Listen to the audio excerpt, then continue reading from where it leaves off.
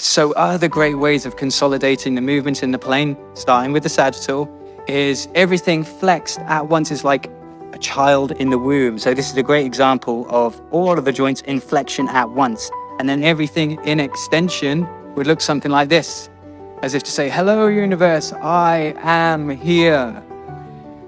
So with regards to a great example of the sagittal plane within an asana, that would be, say, standing at the top of your mat and you step your right foot back, okay? And you're coming into a quite relaxed kind of warrior one with the knee stacked above the ankle. Inhale, raise the arms. It's all going on in the warrior one. Well, the sagittal plane is anyway.